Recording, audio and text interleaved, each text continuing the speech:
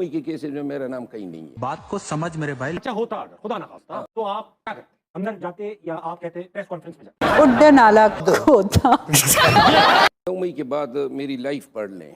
विचली गाल दस असल गाल की हैगी। 9 मई के बाद से लेकर आज तक पीटीआई में कोई एक रहनुमा आप नहीं बता सकते हैं जिन्होंने इतना भुगता हो जो मैंने भुगता है।